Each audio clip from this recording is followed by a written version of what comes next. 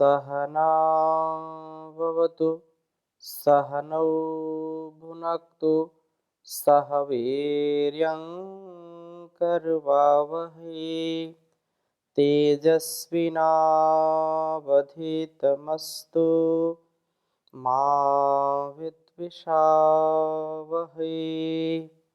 ओम शांति शांति शांति।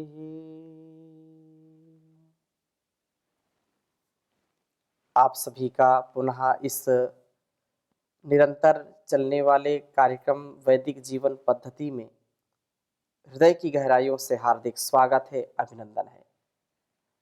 नित्य स्वाध्याय सत्संग करते रहो, एक दिन सद्ज्ञान प्राप्त हो जाएगा। शांति होगी परम भ्रांति मिट जाएगी, पाप तापों का अवसान हो जाएगा। नित्य प्रति हमको स्वाध्याय अवश्य करना चाहिए, क्योंकि स्वाध्याय से जो वेदानुकूल जीवन है उसके प्रति हमारी जागरूकता बढ़ती है। हम इस कल्याणी वेदवाणी का स्वाध्याय करें, क्योंकि वेदो अखिलो धर्म मूलम, वेद सब सत्य विद्याओं का पुस्तक है। वेद का पढ़ना, पढ़ाना, सुनना, सुनाना तथा मनसा वाचा कर्मणा अपने स्वभाव में लाना हम सभी श्रेष्ठ जनों का, आर्यों का परम कर्तव्य है। आइए आज हम आगे बढ़ रहे हैं। ऋग्वेद के 8वें मंडल के 90 सूक्त हमने लगभग पढ़ लिए हैं और आज हम 91वें सूक्त के कुछ मंत्रों का स्वाध्याय करेंगे। पहले मंत्र में कहा कि हम शत्रुओं का वारण करते हुए सोम का रक्षण करें। यह सोम का रक्षण प्रभु प्राप्ति का साधन बनेगा। यह हमें भी इंद्र व शक्त बनाएगा, अर्थात इंद्र बनाएगा, शक्तिशाली बनाएगा। दूसरे मंत्र में कहा प्रभु का प्रकाश होते ही शरीर गृह चमक उठता है, शरीर में सोम रक्षण होकर के जीवन स्थिर शक्ति वाला, आनंदमय, मधुर व प्रभु स्तवन की वृत्ति वाला बनता है। तीसरे मंत्र में कहा कि सामान्यतः विषयों में उलझा हुआ पुरुष प्रभु का स्मरण नहीं करता, उसका सुमिरन नहीं कर पाता है, भूल जाता है। हम प्रभु को जानने की कामना करें, इसी उद्देश्य से सोम का रक्षण करें। हम उसको भूले नहीं, उसको कभी भी अपने से दूर ना करें। और इसी प्रकार से चौथे मंत्र में बहुत सुंदर बात कही कि विषयों से ऊपर उठ करके इंद्रियों को विषय अभिमुख न करके विषयापरांगमुख करना चाहिए। सोम रक्षण के द्वारा शक्ति बढ़ती है, वासना विनाश होता है और प्रशस्त वस्तुओं की प्राप्ति होती है। हम विषयोन्मुख इंद्रियों को प्रभु प्रवण करने का प्रयत्न करें। और त्रिलोकी का उत्कर्ष, ये बहुत सुंदर बात कही है। तो पांचवा मंत्र आपके समक्ष में लिखता हूं, फिर चर्चा करता हूं। ओम इमानी त्रीणि विष्टपा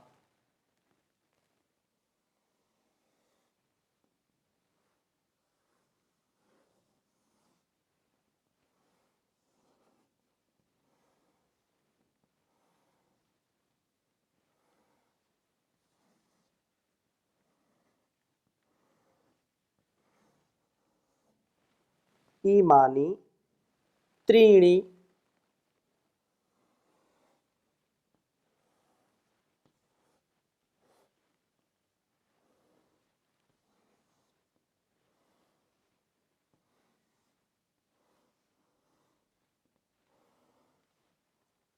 इमानी त्रीणि विष्टपा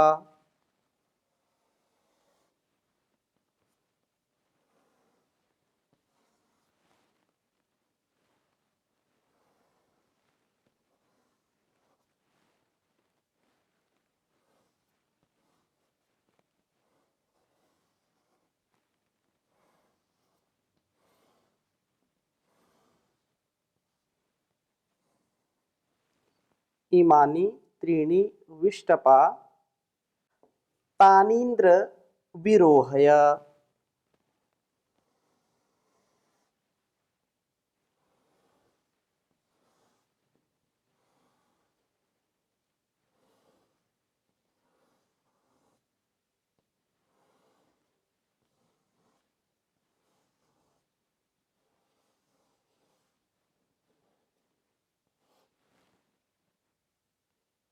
तानीन्द्र विरोहय।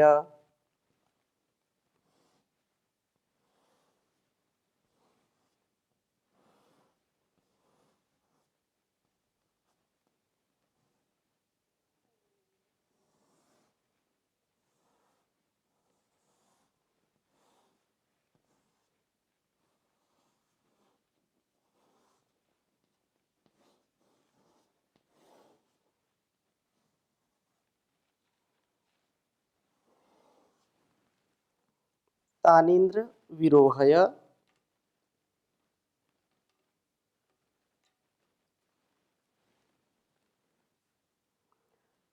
शिरस्त तस्योर्वर्मामादिदं मा उपोदरे।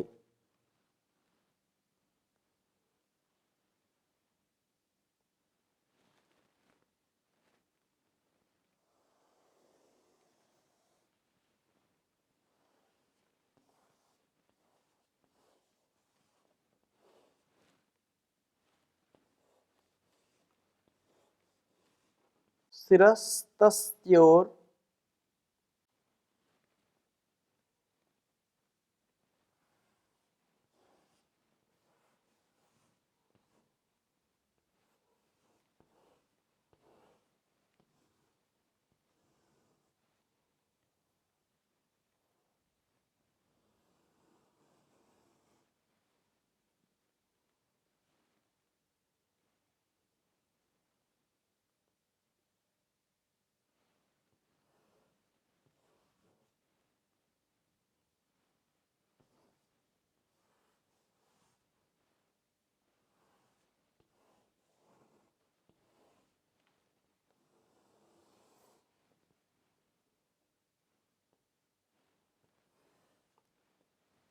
तस्योर्वारामादिदं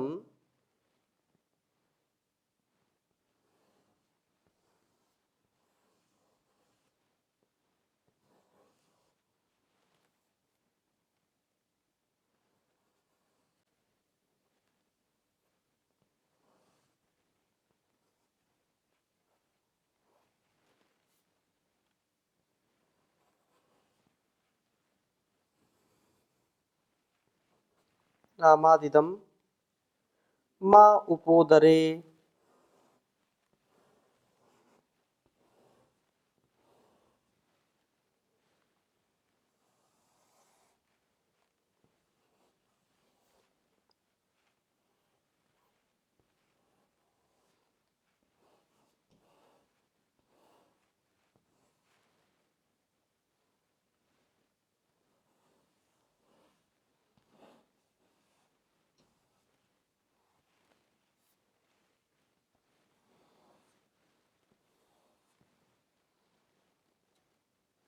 ऋग्वेद के 8वें मंडल के 91वें सूक्त का यह 5वां मंत्र है।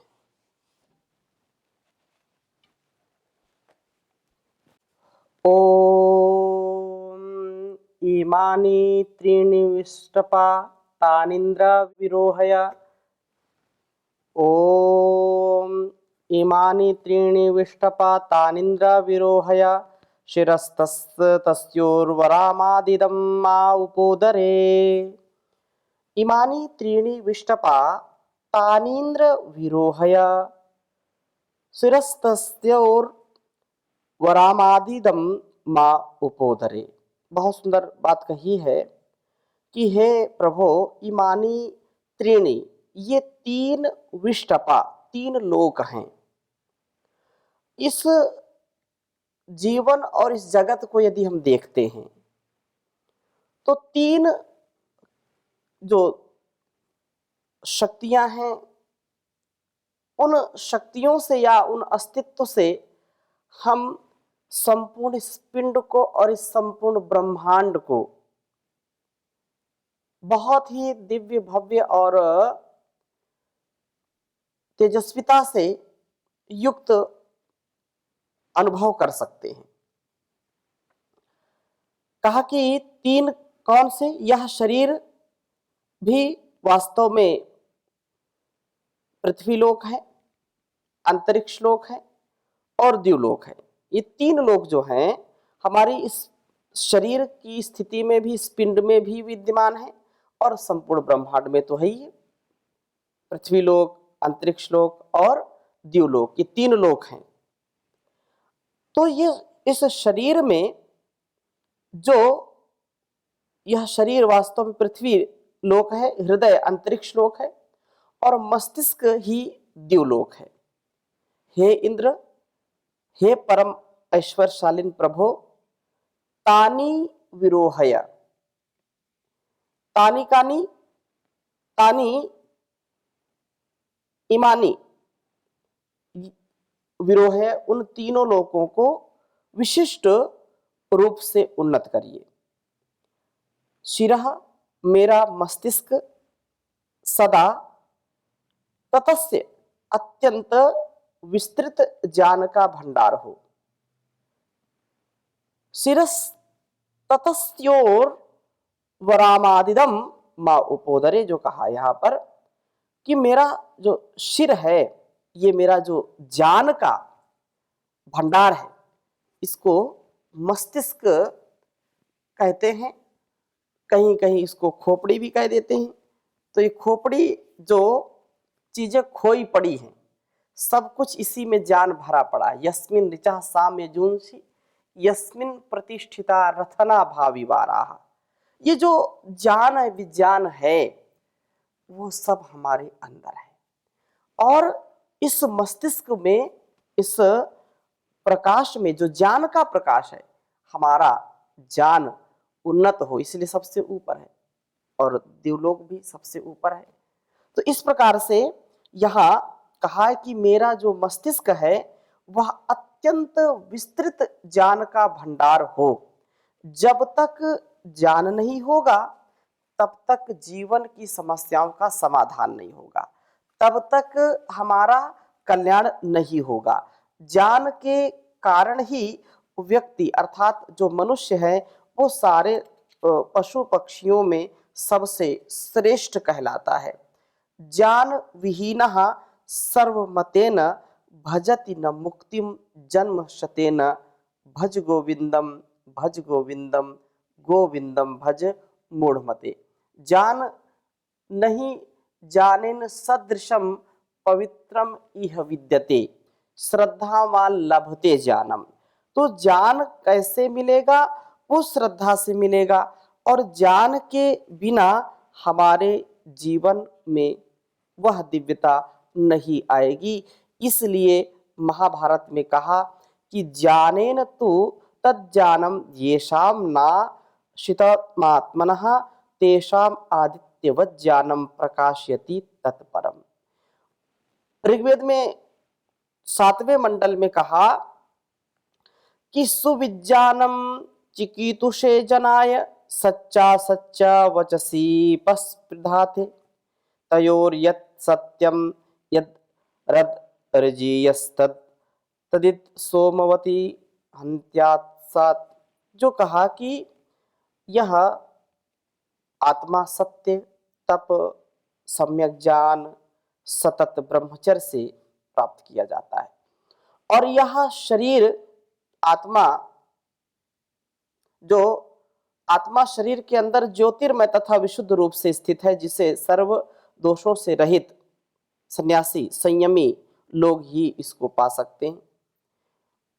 जो कहा कि ज्ञान है तो व्यक्ति महान है, जिन्होंने ज्ञान नहीं प्राप्त किया उनको कैसे मिल सकता है? इसलिए उत्तम ज्ञान, विशिष्ट ज्ञान की प्राप्ति की कामना वाले मनुष्य के सामने दो प्रकार की वाणियां हैं, दो प्रकार के ज्ञान उपस्थित होते हैं।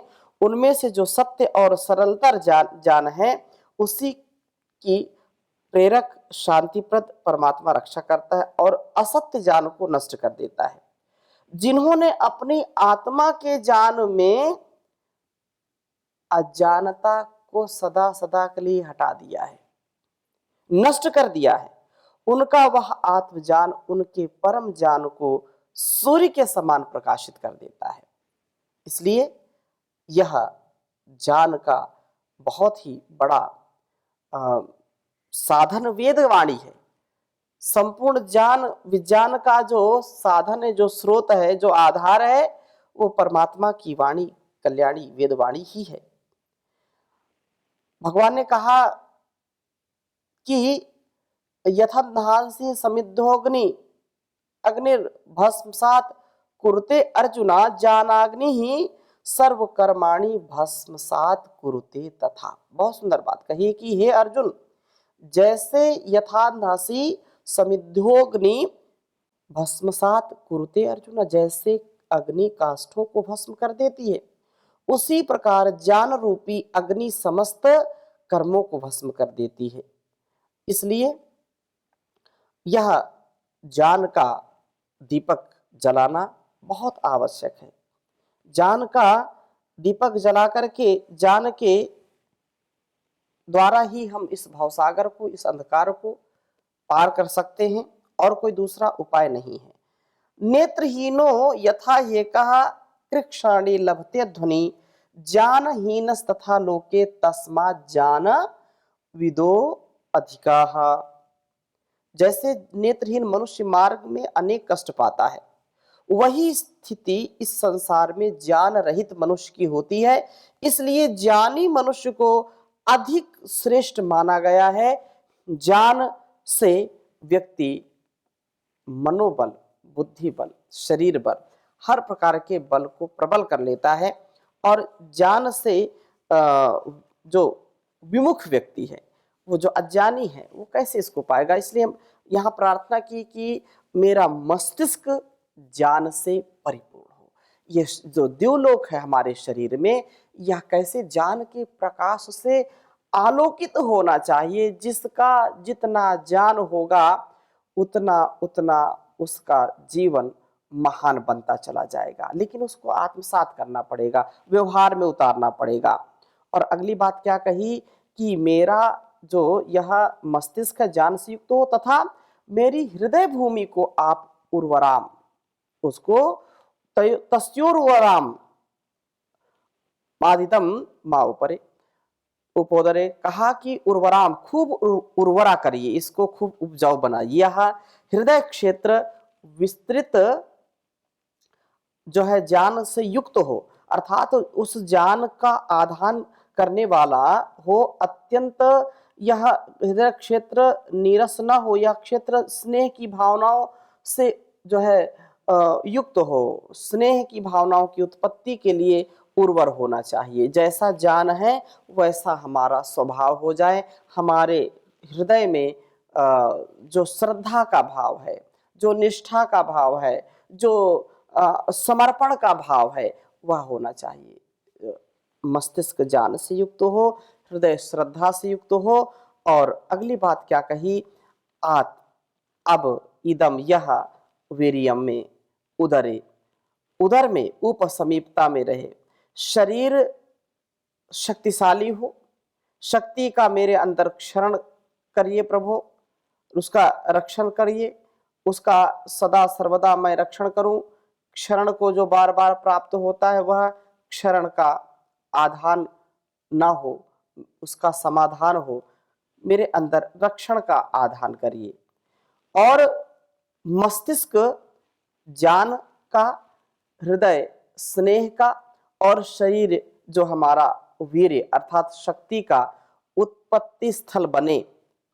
परम पूज्य स्वामी जी महाराज बार बार कहते हैं कि मस्तिष्क ज्ञान से युक्त हो, हृदय श्रद्धा से युक्त हो, और मेरा शरीर बल से युक्त हो। ज्ञान, श्रद्धा और जब सामर्थ्य, पराक्रम से हम युक्त होते हैं, तो हमारे मन, मस्तिष्क, हमारे शरीर वास्तव में उस प्रभु की जो दी हुई सौगात हैं, उनका ठीक ठीक हम प्रयोग कर पाते हैं। प्रभु मेरी त्रिलोकी को उत्तम बनाए, उत्कृष्ट बनाए। मस्तिष्क रूप द्युलोक विस्तृत ज्ञान के प्रकाश का आधार बने। हृदय में प्रेम की भावनाएं उर्वर क्षेत्र हो, और शरीर शक्ति का आधार हो। हम बीमार ना हो, अपने भावों से, अपने विचारों से, अपने कर्मों से संपूर्ण संसार का उद्धार करने वाले हों। उपकार करने वाले हों, संसार का उपचार करने वाले हों। मन मस्तिष्क जब पवित्र होगा तो निसंदेह यह बहुत उत्तम ज्ञान, बहुत उत्तम उत्तम हमारा कर्म हो जाएगा। इसलिए ये कहा है कि ज्ञान का सागर चार वेद, यह वाणी है भगवान की। इसी से मिलती सब सामग्री जीवन के कल्याण की। इसी से मिलती सब सामग्री जीवन के कल्याण की। सब सच्ची विद्याएं जग में प्रकट वेद से होती हैं। यहीं से जाकर सब नदियां पृथ्वी का आंगन धोती हैं। उसी को जीवन सार मिला जिसने इसकी पहचान की। ज्ञान का सागर चार वेद, यह वाणी है भगवान की। सृष्टि एक अदालत है और न्यायाधीश विधाता है। यहीं पे ही हर प्राणी को अपने कर्मों का फल पाता है। वेद के अंदर सब रचना है विधि के अमर विधान की। इसी से मिलती सब सामग्री जीवन के कल्याण की। ज्ञान का सागर चार वेद, यह वाणी है भगवान की। इसी से मिलती सब सामग्री जीवन के कल्याण की। वेद का पढ़ना और पढ़ाना परम धर्म कहलाता है। वेद का अमृत सुनना और सुनाना भी कर्तव्य बताया जाता है। वेद ही असली दौलत है दुनिया के हर इंसान की। वेद ही असली दौलत है दुनिया के हर इंसान की। ज्ञान का सागर चार वेद, यह वाणी है भगवान की। धन्य धन्य भारत भूमि जिस पर वेदों का गान हुआ। वेद का अमृत पिया पिलाया तब यह देश महान हुआ। पथिक पुण्य भूमि है यह तो ऋषियों के संतान की। ज्ञान का सागर चार वेद, यह वाणी है भगवान की। इसी से मिलती सब सामग्री जीवन के कल्याण की जी, जीवन के कल्याण की। ओम शांति शांति शांति।